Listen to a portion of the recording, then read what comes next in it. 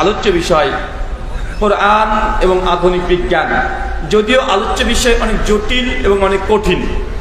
রাত্রি প্রায় 1টা বেজে গেছে, এই সময়তে আপনাদের ব্রেনে কতটুকু ধরবে কথাগুলো এটা আমি নিজে বুঝতে পারছি যে কতটুকু বুঝবেন। কেন বিজ্ঞান বা সায়েন্সের এমন কোনো শব্দ, এমন কিছু শব্দ আছে যে শব্দগুলো আমি যদি বলি আজকে আপনারা প্রথম শুনবেন, সেই শব্দগুলো ব্যাখ্যা বিশ্লেষণ করতে গেলে কমপক্ষে আরো 5-7 মিনিট লাগবে, মানে একটা সাবজেক্টকে বোঝানোর জন্য। যদি আপনাকে নিউরন বলি আপনি ভাববেন এটা কি, খায় না গায়ে মাখে।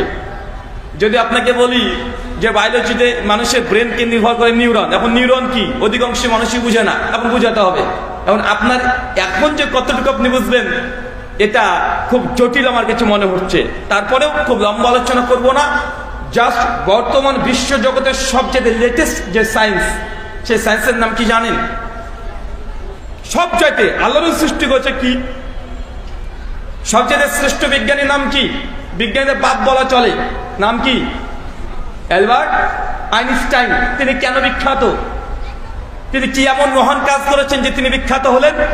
তার গবেষণা নতুন কিছু নয়, তো নতুন গবেষণা এটাই যেটা একটা সময় টাইম নিয়ে গবেষণা করেছে। কি নিয়ে কথা বলেন? টাইম, সময়টা কি আপনি বের করতে পারবেন? সময় কি? এই যে আজকে মাগরিব থেকে আলোচনা চলছে, এই যে 1 সেকেন্ড আগে একটু আগে ওখানে বসেছিলাম, হাঁটতে হাঁটতে আপনাদের সামনে আসলাম, দাঁড়িয়ে পড়লাম, এই যে একটা সময় অতিবাহিত হয়ে গেল, এই সময় কখনো আর ফিরে আনতে পারবেন? এটা আর ফিরে আনা সম্ভব নয়। তো সময় জিনিসটা কি? এই সময়টা নিয়ে গোটা বিশ্ব জগৎ, সৃষ্টি জগৎ এর রহস্য ভেদ করার জন্য অ্যালবার্ট আইনস্টাইন তিনি অনেক লম্বা কাজ করেছেন এবং স্যার আইজাক নিউটনের প্রায় 50% থিওরিকে তিনি ভুল প্রমাণ করে গোটা বিশ্বের মানুষকে তিনি তাক লাগিয়ে দিয়েছেন। তার বিষয় ছিল থিওরি অফ রিলেটিভিটি।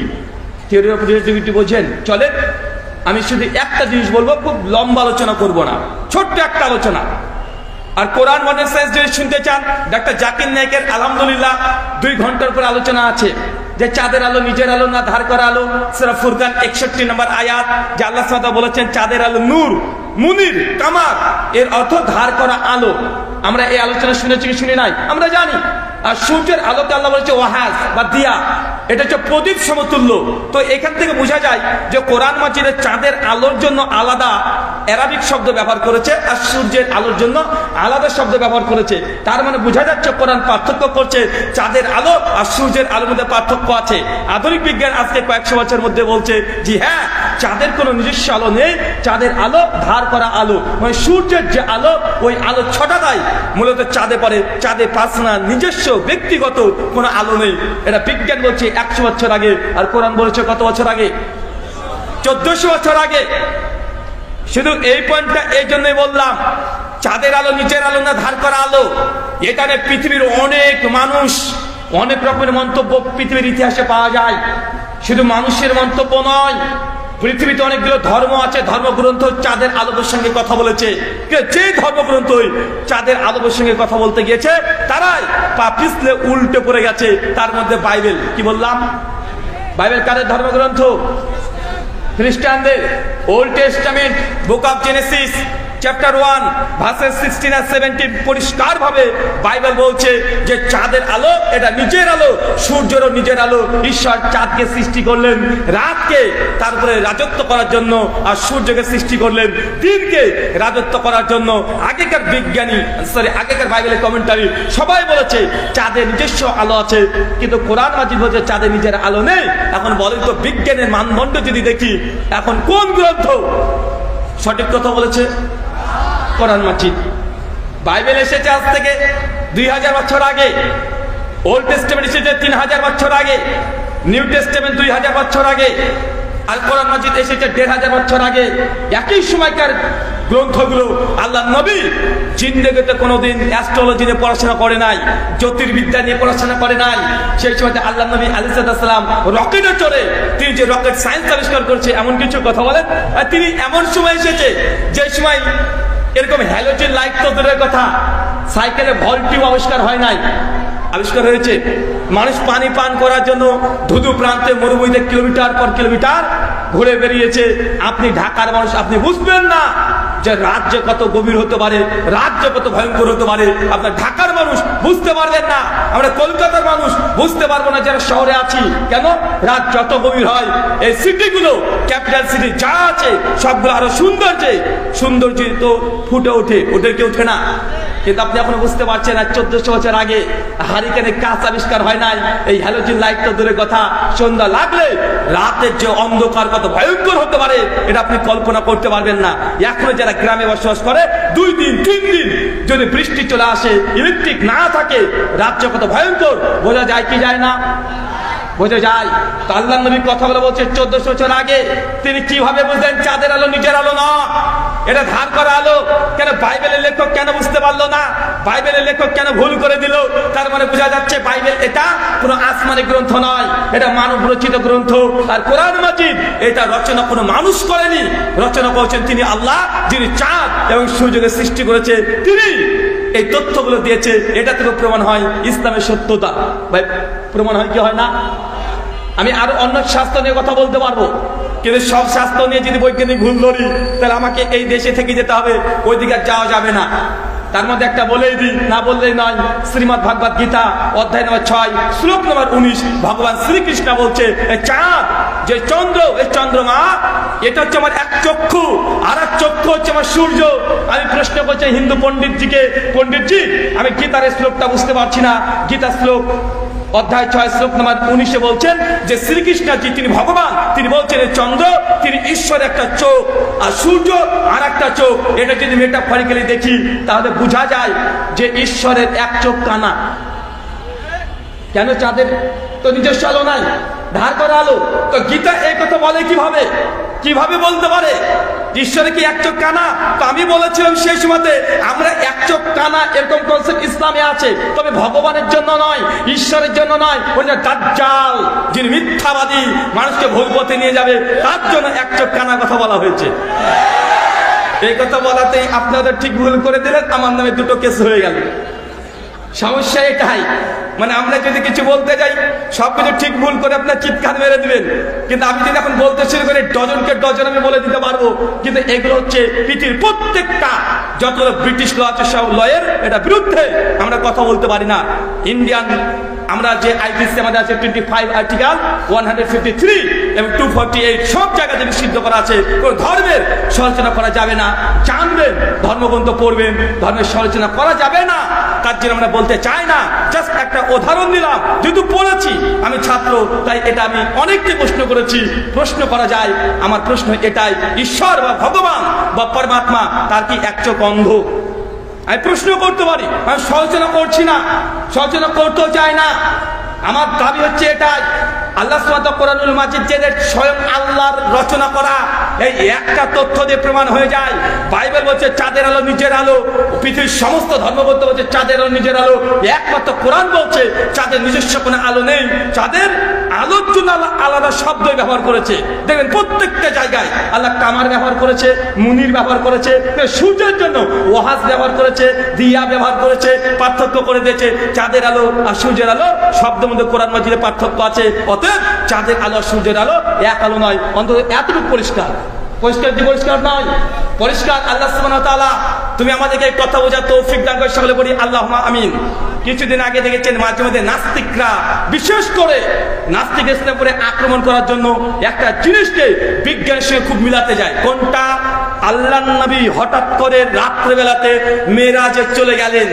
অনেকেই এটাকে নিয়ে কটূক্তি করেছে, বলেছে মুহাম্মদ সাল্লাল্লাহু আলাইহি ওয়াসাল্লাম ঘোড়া নিয়ে, গাধা নিয়ে আকাশে উড়ে চলে গেল। তাহলে আকাশে যদি চলে যায় এটা কিভাবে সম্ভব? মেরাজটা অনেকেই অভিযোগ করে, কি করে না? আমি শুধু মেরাজ আর আধুনিক বিজ্ঞান অ্যালবার্ট আইনস্টাইন কি বলছে এই দুটো জিনিসকে আপনাকে সামনে রাখছি। মেরাজের 3টে জিনিস মনে রাখবেন। এক, আল্লাহর নবী যে মেরাজ করেছিলেন কিসের মাধ্যমে? চাচা কিসের মাধ্যমে? হ্যাঁ, ভুল আছে এখানে। সেই রাত্রে 2টো জার্নি হয়েছে, একটা জার্নি হয় নাই, 2টো সফর করেছে আল্লাহর নবী। এক মসজিদুল হারাম, কাবা শরীফ থেকে বাইতুল মুকাদ্দাস, এই সফরটা হচ্ছে বুরাকের মাধ্যমে। আর বাইতুল মুকাদ্দাস থেকে সিদরাতুল মুনতাহার, এখানে বুরাকের কোনো কাজ ছিল না, বুরাককে বেঁধে রেখেছিল দুনিয়াতেই। কিন্তু এই সফর যেটাকে বলে মেরাজ, নাইট জার্নি, এটা হয়েছিল ফেরেশতা জিবরিলের মাধ্যমে। কথা কি বুঝতে পারলেন? সহিহ বুখারী কিতাবুস সালাত হাদিস না 349 স্পষ্ট মজুদ আছে। মেরাজ থেকে তিনটে জিনিস বুঝি। এক, মেরাজ হয়েছে বুরাক এবং ফেরেশতা জিবরিলের মাধ্যমে। দুই, এটা হচ্ছে রাত্রিবেলাতে। তিন, আল্লাহ যখন মেরাজে চলে গেলেন তখন তিনি ভবিষ্যৎ দেখতে পেয়েছেন। কেমন ভবিষ্যৎ? ওই যে আল্লাহ দেখছেন ভবিষ্যতে যে জাহান্নামে প্রবেশ করলে নারী আর নারী, এত নারী জাহান্নামে। একটু বলে দেখছে যে জাহান্নামে জান্নাতের সামনে দিয়ে রুমাইসা আনাস বিন মালিকের আম্মা হাঁটাহাঁটি করছে, ঘোরাঘুরি করছে। মিশকাত আল মাসাবি হাদিস 4912। আল্লাহ দেখছেন জাহান্নামে প্রবেশ করলাম, দেখছে কিছু মানুষকে আল্লাহ উল্টো করে ঝুলে রেখে দিয়েছে। আল্লাহ ফেরেশতা জিবরিলকে বলেন, জিবরিল এরা কারা যাকে আজকে উল্টো করে ঝোলানো হয়েছে? আল্লাহ নবীকে বলছেন, ইয়া রাসূলুল্লাহ এটা হচ্ছে আপনার উম্মতের খোতাবা, বক্তাবান, যারা মানুষকে ভালো ভালো কথা বলতো, নিজে আমল করতো না, তাকে আজকে উল্টো করে তার জিহ্বাগুলোকে আমাদের কাঁচি দিয়ে কেটে দেওয়া হচ্ছে। এই হাদিসগুলো যখন আমরা বলি, অনেক মানুষের মধ্যে একটা প্রশ্ন, ভাই জি বলেন, এখনো তো কিয়ামত হয় নাই, এখন তো হিসাব হয় নাই, মানুষ জান্নাত জাহান্নামে এখনো যায় নাই, তো আল্লাহ নবী আগে থেকে কিভাবে দেখে আসলেন? একটা প্রশ্ন আছে না নাই? প্রশ্ন আছে না নাই? একটা প্রশ্ন আছে যে এখনো তো জান্নাত জাহান্নাম ফায়সালা হয় নাই, হাসরের মাঠ কায়েম হয় নাই, কিয়ামত সংগঠিত হয় নাই, ফুলসিরাত পার হয় নাই, তারপরেও আল্লাহ নবী কিছু মানুষকে জান্নাতে দেখছেন, কিছু মানুষকে আগে থেকে জাহান্নামে দেখছেন। তার মানে বোঝা গেল আল্লাহ নবী ভবিষ্যৎ দেখে চলে এসেছে। হচ্ছে কি হচ্ছে না? তার মানে কটা জিনিস বললাম। এক, মেরাজ আল্লাহ নবী করেছেন বুরাক এবং পাশাপাশি ফেরেশতারা দ্বারা। দুই, আল্লাহ নবী যেই রাত্রে গিয়েছে ওই রাত্রিতে ফিরে এসেছে। তিন, আল্লাহ নবী ভবিষ্যৎ দেখে এসেছেন। এই তিনটে এক পাশে রাখেন মেরাজের মূল কনসেপ্ট। কথা বুঝতে পারলেন? চলেন, অ্যালবার্ট আইনস্টাইন একটা বুক আছে, বই আছে 2 ভলিউমে, ইংলিশ ভার্সন, বাংলা ভার্সনও করা হয়ে গেছে, আপনারা রকমারিতে কিনে নিতে পারেন। বইটার নাম থিওরি অফ রিলেটিভিটি। এটাকে সংক্ষিপ্তকরণ করে লিখেছে টাইম ট্রাভেলস। আচ্ছা, টাইম ট্রাভেলস সম্পর্কে কে কে জানেন একটু হাত তোলেন তো। একজন, দুইজন, মাশাআল্লাহ, তিনজন, চারজন, মাশাআল্লাহ, পাঁচজন, মানে মোটামুটি মানুষ মানে বুঝি টাইম ট্রাভেল। আচ্ছা, টাইম ট্রাভেলের মূল থিওরিটি অ্যালবার্ট আইনস্টাইন তিনি বলছেন এই যুগে এসে যে কখনো যদি আমি অ্যালবার্ট আইনস্টাইন এমন কোনো যন্ত্র আবিষ্কার করতে পারি, এমন একটা যানবাহন আবিষ্কার করতে পারি যে যানবাহনের গতিবেগ হবে আলোর গতিবেগে। কিসের গতিবেগে চাচা? আলোর গতিবেগে। আলোর গতিবেগ কি তো বুঝলাম না, আমরা তো সাধারণ মানুষ চাচা। আলোর গতিবেগ মানে আলো 1 সেকেন্ডে কত কিলোমিটার যেতে পারে? 3 লক্ষ কিলোমিটার। কত কিলোমিটার চাচা? 3 লক্ষ কিলোমিটার। বাংলাদেশের টেকনাফ থেকে তেতুলিয়া কত কিলোমিটার? কত কিলোমিটার? হ্যাঁ, কি রে, কত? 1200 কিলোমিটার পার হবে। হ্যাঁ, মানে গোটা বাংলাদেশের এ প্রান্ত থেকে ও প্রান্ত 1500 কিলোমিটার সর্বোচ্চ ধরেন। লাইট 1 সেকেন্ডে 3 লক্ষ কিলোমিটার যেতে পারে। চিন্তা করতে পারছেন কত দ্রুত? আকাশে যখন বিদ্যুৎ চমকায় প্রথমে সাউন্ড পান না প্রথমে আলো পান? প্রথমে আলো আসে, তারপর সাউন্ড আসে। কেন? সাউন্ডের চাইতে আলোর গতিবেগ বেশি। অ্যালবার্ট আইনস্টাইন বলছে আমাদের কাছে যদি এমন কোনো ম্যাটার পাই, এমন কোনো পদার্থ পাই যে পদার্থের সাহায্যে এমন কোনো রকেট তৈরি করব বা যানবাহন তৈরি করব যে যানবাহনটা আলোর গতিবেগে ছুটতে পারে, তাহলে আমি মানুষকে ভবিষ্যতের মধ্যে প্রবেশ করতে সক্ষম হব। কথা বুঝতে পারলেন? উনি বলছে মানুষকে ভবিষ্যতের মধ্যে প্রবেশ করতে সক্ষম হব। এবার চলেন তার এই থিওরি, গোটা থিওরির মূল এটা একটা অংশ আছে time travel, twin paradox, time dilation. এই তিনটে আমি জাস্ট একটাকে বুঝাবো আপনাকে, যেটা মেরাজের সঙ্গে একদম সম্পৃক্ত। চলেন এবার হাদিস একদিকে, অ্যালবার্ট আইনস্টাইনের থিওরি একদিকে। চাচা বলেন তো, বুরাক এটা হাদিসে আসছে ঘোড়ার চাইতে একটু ছোট, গাধার চাইতে একটু বড়, এর গতিবেগ কত? সহিহ বুখারী 350 নম্বর হাদিস আল্লাহ নবী বলছেন যে একটা মানুষের দৃষ্টি যত দূর, এই বুরাকের একটা ধাপ তত দূর। তার মানে মক্কা থেকে বাইতুল মুকাদ্দাস কত কিলোমিটার হবে? সর্বোচ্চ 1500 কিলোমিটার। তো আল্লাহ নবী এক রাত্রিতে 1500 কিলোমিটার যাওয়া কি খুব কঠিন? কথা বলেন। কারণ বুরাক এটা এসেছে আরবি শব্দ বারকুন থেকে। বারকুন মানে লাইট। এখন আল্লাহ সুবহানাহু ওয়া তাআলা যে যানবাহনটা পাঠিয়েছিলেন দুনিয়াতে নবীকে মেরাজের জন্য, যে জন্তুটাকে পাঠিয়েছেন, ওরা দুনিয়ার কোনো জন্তু নয়, ওরা দুনিয়ার কোনো প্রাণী নয়, এটা স্বয়ং জান্নাত থেকে আল্লাহ সুবহানাহু ওয়া তাআলা এটা প্রেরণ করেছেন। আর এই যানবাহনের মাধ্যমে যার দ্রুত গতিবেগ ছিল, দৃষ্টি যতদূর মানুষের চায় একটা ধাপ ততদূর যাবে, তো আল্লাহ নবী ১৩,০০০ কিলোমিটার লাইটের গতিবেগে যদি যায় ৫ সেকেন্ড সময় লাগতে পারে। আপনি অ্যালবার্ট আইনস্টাইন থিওরিকে বিশ্বাস করতে পারেন, মুহাম্মদ সাল্লাল্লাহু আলাইহি ওয়াসাল্লামের কথাকে বিশ্বাস করতে পারেন না? অ্যালবার্ট আইনস্টাইন আজকের দিনে বলছে লাইটের গতিবেগে যদি আমাকে যায় মানে সেকেন্ডে ৩ লক্ষ কিলোমিটার, তাহলে মানুষের ভবিষ্যতে প্রবেশ করতে পারবো। তো আপনি আল্লাহ নবীর কথাকে বিশ্বাস করতে পারলেন না।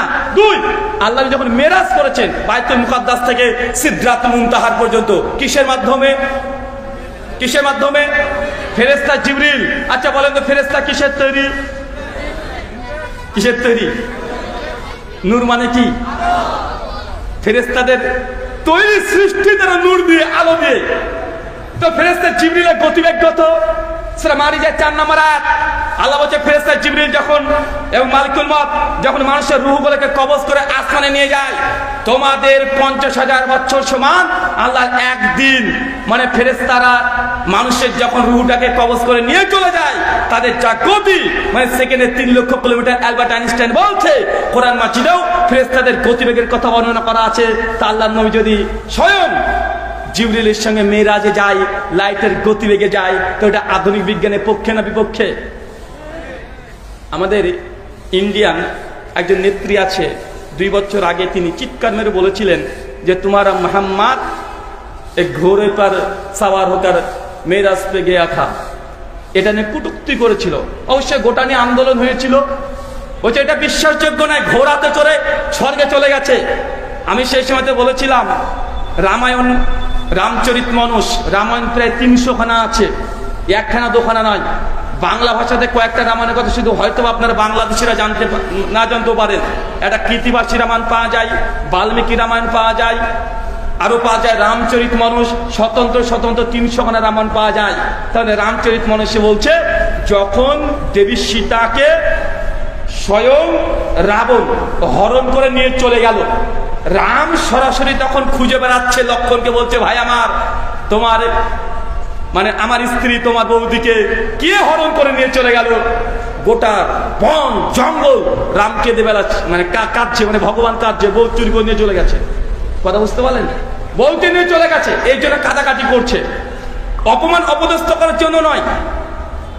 লক্ষণকে বলছে ভাই লক্ষণ তোমার বৌদি কোথায়?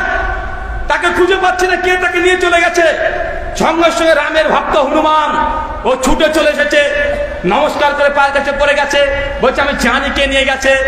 আমাদের মাতা সীতাকে নিয়ে গেছে হচ্ছে রাবণ, আর রাবণ নিয়ে গেছে তার লঙ্কাতে, তার লঙ্কা হচ্ছে স্বর্ণের লঙ্কা। আমি সেই সময়তে বলেছিলাম একবার রামচন্দ্রের যে রাজত্ব, রামের যা রাজত্ব, আর সেই সময় রাবণের যা রাজত্ব, রামায়ণের যা বর্ণনা করা আছে, রামায়ণের বর্ণনা পরিষ্কার ভাবে যে রাবণের রাজত্ব যা ছিল সে স্বর্ণ দিয়ে, গোটাটাই স্বর্ণ। আর রামের যা রাজত্ব, স্বর্ণ তো দূরের কথা, ইট ঢেল পাথর দিয়ে, তার মানে রামের চাইতে রাবণের বুদ্ধি বেশি। বুঝতে পারলেন না মনে হয়? মানে রামায়ণে শুধু রাবণের যে রাজত্বের কথা বলা হয়েছে, গোটা লঙ্কাকে তিনি সাজিয়েছে সেই সময় গোল্ড হীরা মানিক দিয়ে, মানে রাবণের রাজত্ব কোনো অভাব নেই। আর রামচন্দ্রের রাজত্বে ছিল অভাব, শুধু অভাব নয়, মানুষ হরিণ মেরে সেই সময় খেত, মানুষ সেই সময় কুলি কামারে কাজ করতো। কিন্তু রাবণের যা বর্ণনা করা হয়েছে, মানে এরা কোটিপতি, মিলিয়ন বিলিয়ন ট্রিলিয়ন পতি। তো রামের ভক্ত হনুমান যখন এসে বলছে যে আমি জানি রাবণ তাকে নিয়ে গেছে, সঙ্গে সঙ্গে তাকে বর দিয়ে বলছে দেখেন যদি দেবী সীতাকে উদ্ধার করতে হয় আজকে সূর্য ওঠার আগে দেবী সীতাকে উদ্ধার করতে হবে। এখন রাম ভক্ত হনুমান যে কোনো মূল্যে তার প্রভুর স্ত্রীকে তাকে হরণ করে নিয়ে আসতে হবে। এখন কি করবে? টাইম হচ্ছে সূর্য যেন ডুবে না যায়। সঙ্গে সঙ্গে হনুমান করেছে কি, একদম রামকে প্রণাম করে জয় শ্রীরাম বলে চিৎকার মেরে একদম ছুটে আকাশে চলে গেছে। ও হনুমান গিয়ে সঙ্গে সঙ্গে ওই যে আপনার সূর্য আছে ওটাকে ধরে টুক করে গেলে খেয়ে নিয়েছে। বুঝতে পারলেন না মনে হয়? আমার সাদা মনে সাদা প্রশ্ন, যেহেতু আমি বিজ্ঞান সায়েন্স কম বেশি একটু হলেও পড়েছি, আর আমি কোনো হুজুর বা মাদ্রাসা ব্যাকগ্রাউন্ড থেকে পড়িনি। বিজ্ঞানের বই আমাদেরকে শেখানো হয়েছে যে এই পৃথিবী চাচা, এই পৃথিবী দেখছেন গোটা পৃথিবী, মানে বাংলাদেশ ভাবিয়েন না আবার, পৃথিবী বলতে শুধু বাংলাদেশ নয়, মানে পৃথিবী প্রায় 220টা রাষ্ট্রকে নিয়ে, আমেরিকা, কুয়েত, কাতার, বাহরাইন, সৌদি আরব থেকে শুরু করে চীন, নেপাল যা আছে সবগুলো মিলে একটা পৃথিবী। আপনি জানেন এই যে পৃথিবী যত বড়, ওই যে আকাশের দিনের বেলা সূর্য দেখা যায়, সূর্য দেখতে পান, তাহলে সূর্য দেখতে কতটুকু, কতটুকু আবার ভাতের, মানে আমি যেটা থালেতে ভাত খাই ওই থালের সমান, তাই মনে হয় না চাচা? সূর্য কতটুক? আপনার ওই যে চাঁপাই নবাবগঞ্জে শেখ আব্দুর রাজ্জাক বিন ইউসুফ বলেন, চাঁপাই নবাবগঞ্জের ভাষায় ওই যে পাকানো কালাই রুটি, কালাই রুটি আছে না, মানে সূর্য বার কত বড়, কালাই রুটির সমান। আসলে জানেন সূর্য কত বড়? এই গোটা পৃথিবী যত বড় দেখছেন এরকম 13 লক্ষ গুণ একটা সূর্য। মানে পৃথিবীর মতো এই গ্রহ 13 লক্ষটা গ্রহ যদি সূর্য মধ্যে ঢুকিয়ে দেন, সূর্য টুক করে গেলে হজম করে নিয়ে রেখে দিতে পারবে, এত বড়। তাহলে বাবা এত ছোট কেন মনে হয়? চাচা কখনো বিমানে উঠেছেন? আকাশে যখন বিমানে উঠবেন তখন দেখবেন ঢাকা বলে কিছুই নাই, শুধু নদী দেখা যায় নাকি? ঢাকা কথা বলেন, বড় বড় বিল্ডিং তো দূরের কথা, মাত্র 3000 কিলোমিটার উপরে যদি উঠে পড়েন, মাত্র 3000 কিলোমিটার উপরে, যারা হজ উমরাতে কমপক্ষে গিয়েছেন বিমানে, তারা দেখবেন নিচে তাকাবেন কিছুই দেখা যায় না, মানে গোটা বাংলাদেশ মনে করেন আপনার হাতের উপরে আছে, মানে বাংলাদেশ কোনটা উপর থেকে দেখতে পাবেন না। কেন? যত দূরত্ব বাড়বে জিনিস তত আস্তে আস্তে ছোট হতে শুরু করবে। তো পৃথিবীর চাইতে সূর্যের দূরত্ব 15 কোটি কিলোমিটার। কত কিলোমিটার? তার জন্য মনে হয় যে চাঁপাই নবাবগঞ্জের এই পাকানো কালাই রুটির সমান সূর্য, কিন্তু সূর্য ছোট নয়, পৃথিবীর মতো একটা নয়, দুইটা নয়, 1 লাখ নয়, 2 লাখ নয়, 13 লক্ষ গুণ বড় একটা সূর্য। আমার সাদা মনে সাদা প্রশ্ন, বিজ্ঞানের বইতে এটা পড়েছি, কিন্তু আমাদের হনুমানজি তিনি যে টুক করে হনুমান হয়েও পৃথিবীর মধ্যে থেকেও উনি সূর্যকে গিলে খেলেন কিভাবে? আর খেলো তো খেলো, রামায়ণে লেখাটা খেয়েছে, বেরিয়েছে কোন দিক দিয়ে? সূর্য তো আমরা দেখতে পাচ্ছি আজকেও, কিভাবে যে বেরোলো রামায়ণের সমাধান আমি পাই নাই, আমি দুঃখিত। খাওয়ার কথা আছে, কোন দিক দিয়ে বের হয়েছে এই কথা কিন্তু পাওয়া যায় না। তো আমার তখন বলেছিলাম তাকে, যিনি আল্লাহ নবীর মেরাজ নিয়ে যে নেত্রী অভিযোগ করেছে তাকে বলেছিলাম, তাহলে হনুমান কিভাবে সূর্যটাকে গিলে খেলো? বুঝলাম হনুমান আমাদের এই বুড়া উঠতে পারবে না, তোমার হনুমান কিভাবে উঠলো? হনুমানের কি পাখা আছে? কথা বলেন। আরে হাদিসে যেটা আছে, বুড়া দুনিয়ার কোনো প্রাণী নয়, এটা জান্নাতি প্রাণী, স্পেশাল ভাবে আল্লাহ তৈরি করা, স্পেশাল ভাবে সৃষ্টি করা হয়েছে নবীকে মেরাজের জন্য। যদিও ইমাম হাজাজ ফাতুল বাড়ির মধ্যে বুরাকের কথা আরো উল্লেখ করেছে, নবী ইব্রাহিমকে আল্লাহ সুবহানাহু ওয়া তাআলা বুরাক ব্যবহার করতে দিয়েছিলেন কয়েকবার, কিছু কিছু রিওয়ায়াত পাওয়া যায় হাসান সনদে। তার মানে বুঝতে পারলাম আল্লাহর নবী মেরাজে গিয়েছেন কিসের মাধ্যমে? চাচা, ফেরেশতা জিবরিলের মাধ্যমে। জিবরাইল কিসের তৈরি? নূরের তৈরি। নূর মানে আলোর তৈরি। অ্যালবার্ট আইনস্টাইন বলছেন কেউ যদি আলোর গতিবেগে ছুটতে পারে তাহলে একটা সময় ও ছুটে চলে যাবে, যেতে যেতে যেতে এমন একটা পর্যায়ে চলে আসবে এই পৃথিবীর প্রথম আসমান। যদিও সায়েন্সের ভাষাতে আসমান, প্রথম আসমান দ্বিতীয় আসমান বলে কিছু হয় না। আসমান বলতে ব্ল্যাঙ্ক খালি স্পেসকে তারা বোঝায়। তারা বলছে এই ব্ল্যাক হোলকে যদি ভেদ করে চলে যায় তার জন্য পৃথিবীর এই টাইম তো চলবে, কিন্তু ওই ব্যক্তির জন্য টাইম স্থির হয়ে যাবে। বুঝতে পারলেন না মনে হয় চাচা? একটু জটিল এই সায়েন্সটা। কি যদি আলোর গতিবেগে চলে গেছেন ব্ল্যাক হোল, এই আমাদের প্রথম গ্যালাক্সি যেটা আছে মিল্কি ওয়ে গ্রহ, এই গ্যালাক্সি যদি ভেদ করে চলে যেতে পারেন তাহলে আপনি যে চলে গেছেন তো আপনার জন্য টাইম আর যাবে না, স্থির হয়ে গেলে। আপনার বয়স যদি হয় 25 বছর তো 25ই থাকবে, বয়স আর বাড়বে না, টাইম নেই ওখানে। পৃথিবীতে সময় চলে যাচ্ছে 1000 বছর, 2000 বছর, 5000 বছর, আপনি চলে গেছেন, তারপরেও আপনার জন্য কোনো টাইম যাবে না। আপনি যখন ফিরে আসবেন, যেমন বয়স আপনার 25 বছর 3 দিন ছিল, ওই 25 বছর 3 দিনে থাকবে। তো আল্লাহর নবী যে রাত্রে মিরাজে গিয়েছেন ওই রাত্রে নবীর জন্য ফিরে আসা কি খুব কঠিন ছিল? কেন? তো নবীর তো যানবাহন ছিল, লাইটের গতিবেগে যানবাহন, ফেরেশতা জিবরিল, তো জিবরিল তো নূরের তৈরি, আলোর তৈরি। তো তুমি আল্লাহ নবীর এই সায়েন্সকে বিশ্বাস করতে পারছো না। 1400 বছর আগে আবু জাহেল সে বিশ্বাস করেনি, কারণ সে বিজ্ঞান সম্পর্কে ধারণা ছিল না। তুমি তো আধুনিক বিজ্ঞানে বিশ্বাসী। অ্যালবার্ট আইনস্টাইনকে তুমি মনে করছো গোটা বিশ্ব জগতে তিনি গড। কেন? কারণ তারা মনে করছে সায়েন্স হচ্ছে ঈশ্বরের জায়গাকে দখল করে নিয়েছে। তো তুমি আল্লাহ নবীর সায়েন্সকে কেন অস্বীকার করছো? তার মানে তুমি সত্য জানার পরেও সত্যকে গ্রহণ করছো না। আবু জাহেলের মতো তুমিও টাটকা আবু জাহেল, নব্য আবু জাহেল। তৃতীয় একটা যেটা বললাম কি, ব্ল্যাক হোল। আল্লাহ যখন মেরাজে যাচ্ছিলেন প্রথম আসমান, তখন একটা নবী দাঁড়িয়ে আছে। কে? আমি মুহাম্মদ। আচ্ছা, আপনার জন্য গেট খুলে দেওয়া হলো। দ্বিতীয় আসমানে চলে গেলেন। তৃতীয় আসমানে সমস্ত নবীরা দাঁড়িয়েছিল জান্নাতে। মানে প্রত্যেক আসমানে একটা করে দরজা। এ হাদিস পাচ্ছেন না? কিছুদিন আগে সায়েন্স আমাদেরকে শিখিয়েছে, আমরা নিজেরাই পড়েছি। 5-7 বছর আগে আমরা পড়েছি যে আকাশের কোনো গেট বা দরজা প্রথম আসমান দ্বিতীয় আসমান নেই। কিন্তু কিছুদিন আগে ব্ল্যাক হোল আবিষ্কার হয়ে গেছে, যে একটা গ্যালাক্সি থেকে বের হয়ে গেলে তার এই যে মানে ব্ল্যাক হোল এই গর্ত ভেদ করে আরেকটা গ্যালাক্সির মধ্যে প্রবেশ করতে হয়। তো আল্লাহ নবীর সঙ্গে এই ব্ল্যাক হোলকে মিলিয়ে দেন যে আল্লাহ নবী প্রথম আসমান, দ্বিতীয় আসমান, তৃতীয় আসমান ভেদ করে গিয়েছে। না এটাকে বিজ্ঞানের সঙ্গে সাদৃশ্যপূর্ণ না কন্ট্রাডিকশন করছে? জি না।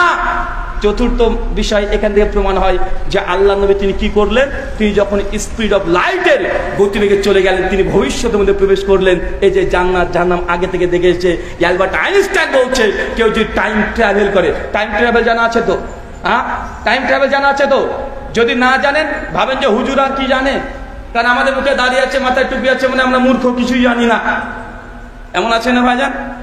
এই জন্য ডক্টর জাকির নায়েক বলেছেন যে আমি যে টাইকোট প্যান্ট পরি এটা আমার দেখতে ভালো লাগে, মোটেও তা না। আমি জানি টাইকোট প্যান্ট পরে আমাকে দেখতে অনেকটা জোকারই মনে হয়, কিন্তু পরি এই জন্য যে পাঞ্জাবি জুব্বা পরি। তো বলে হুজুরের কথা কে শুনবে? আমি বিজ্ঞান বলি, সায়েন্স বলি, ও যাই বলি, আমি যে ডারউইনের মতবাদ নিয়ে আলোচনা করি, তো আমার Darwin theory of evolution, Darwin এই মতবাদ ব্যাখ্যা করলে অনেকে ডায়রিয়া শুরু হয়ে যেতে পারে। এমন আছে না? এই কথা বলেন। ওই জন্য আমি এটাকে ব্যবহার করি হিকমা হিসাবে। টাইকোট করে থাকবো তো কিছু মানুষ না না লোকটা একটু শিক্ষিত আছে, কেন ইংরেজিতে কথা বলছে, আর ইংরেজি মানে সত্য কথা। বাঙালির কাছে এরকম ধারণা আছে না ভাইজান? তো আল্লাহ নবী যে তিনি ভবিষ্যৎ দেখেছেন, Albert Einstein theory of relativity এ কথাই বলছে, কেউ যদি লাইটের গতিবেগে মানে ছুটে চলে যায় তাহলে সে ব্যক্তি ভবিষ্যতের মধ্যে প্রবেশ করতে পারবে। এটা কতটুকু হবে আল্লাহু আলাম, আল্লাহ ভালো জানে। তো তার থিওরি যে এটা হওয়া সম্ভব, আর এই নিয়ে হলিউডে না হলেও কয়েক ডজন তার সিনেমাও তৈরি করে ফেলেছে। কয়েকশো আর্টিকেল ইউটিউবে চলে যান, জাস্ট লিখেন টাইম ট্রাভেল, কয়েক হাজার আপনি ডকুমেন্টারি ভিডিও পেয়ে যাবেন। অনেকে দাবিও করেছে যে আমি টাইম ট্রাভেল করে আমি ভবিষ্যৎ দেখে এসেছি। অনেকে এই দাবি করেছে এই যে আসাবে কাহাপের ওই যে মানুষগুলোকে ঘুমিয়ে দিয়েছে, এটাকেও আপনি টাইম ট্রাভেল দিয়ে আপনি সাদৃশ্য দেখাতে পারেন। এটা অযৌক্তিক কোনো কিছু নয়। আল্লাহ নবী ভবিষ্যৎ দেখেছে, আগে মানুষ জান্নাত জাহান্নাম দেখেছে, কারণ তিনি লাইটের গতিবেগে তিনি ভ্রমণ করতে পেরেছেন। এটা অ্যালবার্ট আইনস্টাইন থিওরি অনুযায়ী আলহামদুলিল্লাহ আল্লাহ নবী মেরাজ কমপ্লিটলি পুরোটাই সায়েন্সের সঙ্গে কোনো কন্ট্রাডিকশন করে না। আল্লাহ সুবহানাহু ওয়া তাআলা আমাদেরকে তুমি ইসলাম বিজ্ঞান ভিত্তিক বোঝা থেকে পরিত্রাণ দান করেছে বলে বলি আমিন। আমরা কখনোই বিজ্ঞান দিয়ে ইসলামকে সত্যতা প্রমাণ করার চেষ্টা করি না, কিন্তু কিছু কিছু মানুষ আছে যখন বিজ্ঞানটাকে মনে করে যে না এটাই আমাদের মানদণ্ড, তখন আমরা জাস্ট দেখে দিই তোমার বিজ্ঞান আজকে যে কথাটা বলেছে আমার কোরআন মাজিদ ১,৫০০ বছর আগে তোমার যখন জন্মই হয়নি, তোমরা যখন চিন্তায় করতে পারোনি, তার আগেই কোরআন মাজিদে এই কথা জানিয়ে দিয়েছে। আমরা কখনো বিজ্ঞান দিয়ে কোরআনকে বা ইসলামকে যাচাই করি না, প্রয়োজন নেই। আমাদের ঈমান আমাদের নবী আলাইহিস সালাম যা দিয়ে গেছেন আমরা এটা বিশ্বাস করি। কথা বুঝতে পারলেন? অনেকে বলতে হবে বিশ্বাস করো, বিশ্বাস তো আবার অন্ধবিশ্বাস। একজন নাস্তিকের সঙ্গে ডিবেট হচ্ছিল, ও তখন বলছে যারা মুমিন হয়, মুমিন মানেই তো বিশ্বাসী। কোরআন শুরু হয়েছে অন্ধবিশ্বাস দিয়ে। কি আলিফ লাম মিম জালিকাল কিতাব, বলছে জালিকাল কিতাব, কিতাবের মধ্যে কোনো সন্দেহ নেই, লা রাইবা ফি, মানে কোনো রকমের ত্রুটি বিচ্যুতি ভুল ত্রুটি কোনো কিছুই নাই এই কিতাবে নেই। তারপরে শুরু হয়ে গেল যারা গায়েবে বিশ্বাস করে, যারা পরকালে বিশ্বাস করে, মানে এই যে অন্ধবিশ্বাস হয়ে গেল না? তাহলে তো ইসলাম তো অন্ধবিশ্বাস দিয়ে শুরু হচ্ছে। আমি তখন ওই সায়েন্স মানে যিনি বিজ্ঞানী বা বিজ্ঞানকে মানদণ্ড করছে নাস্তিককে বলেছিলাম ভাইজান বুঝলাম, আচ্ছা বলেন তো মানুষ কি থেকে এসেছে? বলছে কেন থিওরি অফ ইভলিউশন তো চার্লস ডারউইনের থিওরি, মানুষ এসেছে এককোষী জীব থেকে, এককোষী প্রাণী থেকে। আমি তখন বলেছি তোমাকে আমি লাইব্রেরিতে ঢুকিয়ে দিব মানে বিবর্তনবাদ এই থিওরি, তোর বাপ প্রমাণ করতে পারবে? পারবি তুই? জীবিত যতগুলো নাস্তিক আছে বলেন, তোকে একদম ডারউইনের ওই লাইব্রেরিতে ঢুকিয়ে দিব, তুই প্রমাণ করে দেখা মানুষ এককোষী জীব থেকে এসেছে। ও তখন বলে না না আমি পারবো না, কিন্তু এটা ডারউইন তো প্রমাণ করে গেছে। তো বিজ্ঞান কি? বিজ্ঞান কাকে বলে? বিজ্ঞান হচ্ছে বিশেষ জ্ঞান। তো যে বিষয়ে যে জ্ঞান অর্জন করেছে ও বিজ্ঞানী। কিন্তু তুমি যে ডারউইন মতবাদকে তুমি নিজে প্রুভ করতে পারবে না। তোমাকে যে ডারউইন মতবাদ প্রুভ করতে দিই, ডারউইন মতবাদ প্রুভ করতে গিয়ে, প্রমাণ করতে গিয়ে তুমি ডায়রিয়া হয়ে তোমাকে নিজেরই বসে থাকবে। তো তুমি তো ডারউইন মতবাদের শুধু বই পড়ে পড়ে তুমিও তো অন্ধবিশ্বাসী। তোমার মধ্যে আমার মধ্যে পার্থক্য কি? তুমি চলে গেছো ডাক্তারের কাছে, ডাক্তারকে গিয়ে বলছো যে ডাক্তার মশাই পেটে আমার ব্যথা হয়েছে। ডাক্তার আপনাকে চেক টেক করে ঘচাঘচ 2-4টে কলম দিয়ে লিখে দিল। আপনি একজন সাধারণ মানুষ, আপনি বিজ্ঞানে বিশ্বাস করেন, কিন্তু আপনি যে মেডিসিন সম্পর্কে ধারণা আছে এটা কি সম্ভব? কথা বলেন, এটা সম্ভব নয় যে একজন মানুষ সব বিষয়ে জ্ঞানী হবে। তো ডাক্তার যা লিখে দিল তুমি তাই বিশ্বাস করে নিয়ে তুমি চলে গেলে ডাক্তারের কাছে ওষুধ কিনে খেয়ে, এখন ডাক্তার তোমাকে বিষ দিল না ওষুধ দিল, তুমি বেটা বুঝলে কি? কিন্তু ডাক্তার তো অন্ধের মতো বিশ্বাস করে তুমি ওষুধ খাচ্ছ। তো সাধারণ মানুষের কাছে ওই যে মানে ডাক্তারও যা আর সাধারণ মানুষের কাছে হুজুরও তাই, কোনো সমস্যা নেই। কারণ তুমি ডাক্তারকে বিশ্বাস করে ডাক্তার যা লিখে দিচ্ছে তুমি তাই খেয়ে ভাবছো তুমি সুস্থ হয়ে যাবে। তো সাধারণ মানুষ ও ঝাড়ফুঁক করছে। তোমারটা যদি অন্ধবিশ্বাসী না হয়, আমাদের মুসলমানের এটা অন্ধবিশ্বাসী না। তুমি প্রমাণ পেশ করো তুমি অন্ধবিশ্বাসী না। তোমাকে যদি এখন বলি বিবর্তনবাদের থিওরি বলো, আবর্তনবাদের থিওরি বলো, মানে বিবর্তনবাদ এটা শেষ না করতে করতে আবার আপনার কাঁধে পড়ে যদি আবর্তনবাদ চাপিয়ে দিই, আপনি নিজে ভাববেন যে সারা জীবনে শিখবো কতগুলো রে ভাই, আর কতগুলো শিখবো। তো বিজ্ঞান কাকে বলে? যে বিষয়ে বিশেষ জ্ঞান যে অর্জন করবে সে বিজ্ঞানী। মেনে নিলাম তুমি তো জ্ঞান অর্জন করোনি, তুমি তো তাদের লেখা বইপত্র পড়ে কিছু ডেটাবেস পেরে তুমি সেটাকে বিশ্বাস করছো। তো তুমি যদি অন্ধবিশ্বাসী না হও, আমি আমার নবী যা বলেছে কোরআন হাদিসে যা আছে আমি পড়ে বিশ্বাস করছি, তো তোর মধ্যে আর আমার মধ্যে পার্থক্য কি? পার্থক্য কি? আমার নবী বলেছে আমি মানছি, তোমার ডারউইন বলেছে তুমি মানছো। আমার নবীর কথা ধরে নিলাম ফর সেক অফ আর্গুমেন্ট, যাই প্রমাণ করতে পারবো না। তুমিও তো ডারউইন মতবাদ প্রমাণ করতে পারবে না, তুমি তো আবর্তনবাদ থিওরিকে প্রমাণ করতে পারবে না। তোমাকে যদি এখনই বলা হয় তোমাকে আমি এত করে সেল দেবো, তুমি একটা প্রাণী আবিষ্কার করে দেখাও, তুমি কেন তোর 14 গোষ্ঠী পারবে না? শুধু তুই বই পড়ে পড়ে বিজ্ঞানী হয়েছো। তুমি যদি অন্ধবিশ্বাসী না হও, আমি কোরআন হাদিস পড়ে পড়ে ধার্মিক হয়েছি, আমি কেন অন্ধবিশ্বাসী হবে? এই জন্য আমি বলেছি সব জায়গাতে এই কথাই বলি যে তুমি মহারাজ সাধু বলে আস, আমি আর চোর বটে। কবিগুরু রবীন্দ্রনাথ ঠাকুর বেশ ভালো কথাই বলে গেছে, মানে সব জায়গায় এমন কিছু পাওয়া যায়। আল্লাহ সুবহানাহু ওয়া তাআলা আমাদেরকে বোঝার তৌফিক দান করে, সকলে বলি আমিন। আমার দুটো আলোচনা আছে, ইউটিউব গিয়ে শুনে নেবেন। আল্লাহর নবী যে নবী, এটা বৈজ্ঞানিক ভাবে সাইকোলজি দিক দিয়ে আজকের দিনে 2025-এ প্রমাণ করা যায়, সম্ভব যে আল্লাহর নবী তিনি নবী ছিলেন, এটা বিজ্ঞান দিয়ে প্রমাণ করা যায়। আমি প্রমাণ করেছি, একটা আলোচনা আছে ইউটিউব থেকে শুনে নেবেন। আর একটা আমার আলোচনা আছে এক্সিস্টেন্স অফ গড, ঈশ্বরের অস্তিত্বের প্রমাণ, যৌক্তিক লজিক্যালি রেশনালি কমপক্ষে 25খানা আর্গুমেন্ট দিয়ে প্রমাণ করেছি। কোরআন হাদিস দিয়ে নয়, কোরআন হাদিস দিয়ে তো প্রমাণ করা যায়, কিন্তু বিজ্ঞানী বা সায়েন্সের যে থিওরি আছে ওগুলো দিয়ে এই প্রমাণ করছে আল্লাহর অস্তিত্ব এটি অনিবার্য থাকা সম্ভব। যে না হতো সৃষ্টি জগৎ অস্তিত্বে আসতো না। ওই দুটো আলোচনা শুনে নেবেন। আল্লাহ সুবহানাহু ওয়া তাআলা যে কথা বললাম প্রথমে আমাকে, তারপর আপনাদের প্রত্যেককে আমল করার তৌফিক দান করো, সকলে বলি আমিন। আমাদের মধ্যে যে অসুস্থ আছে আল্লাহ সুবহানাহু ওয়া তাআলা তুমি আশ-শাফি, তুমি সুস্থতা দানকারী, আমাদের প্রত্যেককে তুমি শিফাই কুল্লিয়া দান করো, সকলে বলি আমিন।